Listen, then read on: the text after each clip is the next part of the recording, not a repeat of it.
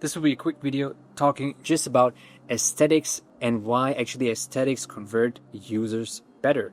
This will actually be somewhat of a freestyle. I didn't wrote anything down at all, but just a thing from me where I have most of my passion in, to be honest, in ecom. But yeah, why do actually aesthetics perform better? It's a very, very interesting concept. I'm still learning as well a lot about it, but actually for all luxury brands, but actually for every brand, it's, or the camera that I'm currently looking at, my phone that I'm looking at, my laptop, even sometimes, or not sometimes, a lot of times, water bottles. People would probably call it branding. It's always the brand, but it's, in my opinion, it's on the one hand brand, on the other hand, it's always starting with aesthetics.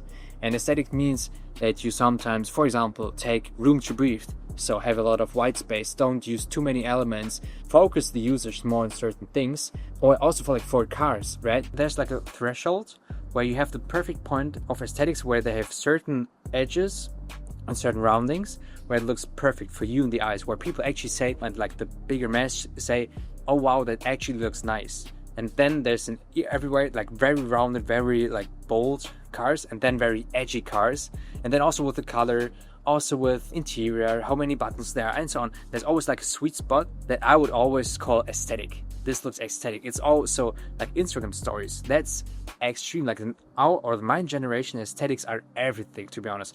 If you go out and eat, if you just take a picture like this or like this, people will never say it's aesthetic. If you don't like turn on the exposure, it actually looks like very average, very normal, right? Like people have this story a lot of times.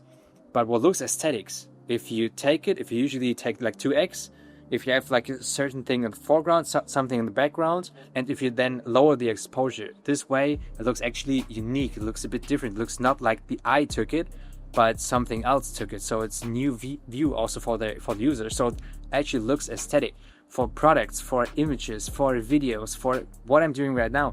It's always aesthetics that keep us from either watching or interacting or actually wanting to buy it. So aesthetics is such an interesting topic because a lot of people know intuitively what looks aesthetic, but they have no clue how to design it or how to do it aesthetically. To be honest, I'm also seeing a lot of designers, like Real Talk, where I'm seeing their designs. Yeah, how can I say it? It's not aesthetic, it's like design. They have nice font and nice color and whatever, but the way they position the elements, it looks, in my opinion, very shitty, and actually not resonates a lot with other people because they don't get it why it looks shitty for them, or why it doesn't look aesthetically pleasing. So actually it's a positive emotion that people get when they are seeing things that look aesthetic. It can be in design, can be in everything. And yeah, so at the end, aesthetics are pushing way more purchase behavior than people think. So that's actually the niche that we are in e-commerce. That's our expertise, that we have best results if we focus on the aesthetics and then work with CRO around it. But the aesthetics as well, they are very data driven, but they have to be like, sometimes it's just also like a choice, you know? Like when I'm looking at it, I can say, hey, it's aesthetic. Sometimes I cannot even say why it is how it is. So now, because I'm teaching my team with it, now I'm starting, we have like big wikis on, with actually like a wiki that explains what's actually aesthetic, how you can create aesthetic designs, and how can you reverse engineer every great aesthetic design. So I've written down so many SOPs, so many things on it, but it's always like somewhat of a skill to create something that is aesthetic for other people. It's on so many products that the design creates the biggest choice in us why we want to buy it, or also why we like the brand. To be honest, it's interesting because, for example, the Porsche logo looks aesthetic. It's not just the brand, right? They could not put a Porsche logo, for example, right now the Taycan, it's a Porsche. Of course, okay, there are different things with electric and whatever, but it's still that if you put the logo on something that looks like shit, people would not say, or not a lot of people would say, hey, I actually want it, I actually like it, I actually want to buy it, and want to show it, you know, that I have it.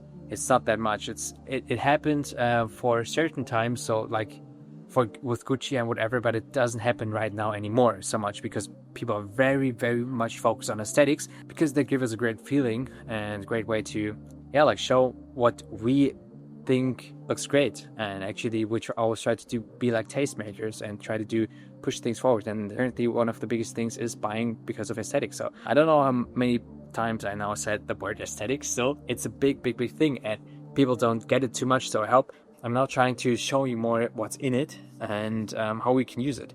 So on online stores, what we usually always do is we analyze the users, of course, but also like the customers itself. So we understand what they're talking about, what they like, what they don't like, what's the target group, and then we create the typography, the colors, the layout, the accents, the images and infographics, whatever you call it, all around this. So when we then, without even sometimes adding more like social proof patches or things here and there and whatever, just the aesthetics before and after, we have like 20-25% uplift just by the aesthetics. And that's why we are also very careful with client feedback. So we are, if the client feedbacks us, hey, we'd like to do it this way, we always say, hey, no, we have to do it this way. So of course at the end they always have a veto right, so they can always say no, please do it like this. But we're always telling and explaining, hey, why this actually not just looks better but also will perform better, because we now have all data from 5 years of doing redesigns. So it's a hardly overlooked thing that actually those kind of designs perform better than ugly designs. Even in advertorials, even in like ugly funnels, it actually performs better, and we have all data for it that backs it. And people still think, hey, ugly is better, but it's more that usually ugly, when people do ugly designs, they have actually more thought psychologically, and when they're then going to the aesthetics, they do not have that much thought aesthetically and are going only into it creatively. But you have to have like creativity and data-driven decisions. You have to combine it. If you only take creativity, this will never work better than data-driven decisions. That's why usually people say, hey, data-driven decisions, so basically like ugly designs, ugly funnels, ugly ads, they perform better. But it's more because they had a great idea, a great hypothesis for, hey, people that want to increase their height, they actually buy because they want to F more women, right? That's a good idea. I mean, that's not a good idea, to be honest, if we're talking about religion, but it's a good idea just marketing-wise. But what would not be a good idea, to just show the shoe and show, hey, it looks great, the shoe. No, it looks, the perfect way is to have the shoe look great and then say, hey, you can get way more women with it because they're attractive, because you look so good, because you're taller and the shoe looks good, right? That's something that combines data-driven decision and aesthetics into one, and that's the biggest leverage you can have. And that's why actually better design performs better. It's not just because what most people do, they just design what they like, that's it. They have no data-driven decisions before it.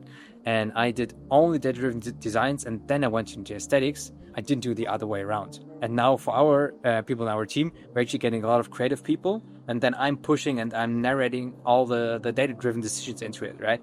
So they have 1, 2, sometimes up to 3 people that create the hypothesis, and then they design around it. But they always design based on the hypothesis, like their ideas, and then they have to match it with the thesis. I hope you get what I mean. So it's a bit more reverse engineering. If you combine it, it's crazy leverage, and a lot of people, most people just don't get it. And that's our unique positioning, to be honest. And that's why, to be honest, I think what we do better than anyone in the world. And even though I'm not happy with any of our designs, to be honest, I always would like to do more and push more. But sometimes we have to always find the middle ground between timeline and design. And I think, to be honest, we usually don't find the best middle ground. We go more into having like the third iteration internally, so the client gets the perfect design. I would more likely do 3 more iterations to have like 100% of the design, but sometimes you have to be like here. So it is how it is. Sometimes those things are worth more. Sometimes we still get to a point where I'm happy with it, but I'm not satisfied with it. That's how I'd say. And yeah, that's my take on aesthetic design in e-commerce and why most people just overlook it and have shitty designs and shitty results. That's it. And they are always thinking, hey, how can I get it better? How can I actually position my brand? And they only think about branding. They make like brand design, or they go to a branding agency, then they tell like a Shopify agency, hey, just do this on our store.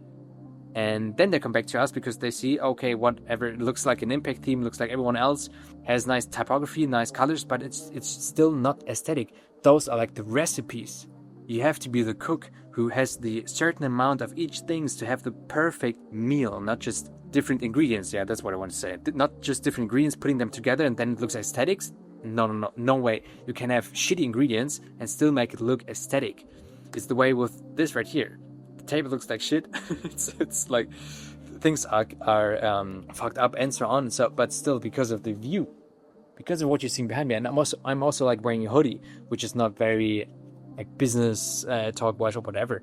Also, my attitude is not very much like someone in business would say I should talk to people. But it's always the surroundings. It's always how and where you frame it that makes it aesthetically. Even though the table looks like shit, of just having a hoodie, it still looks crazy where I'm sitting.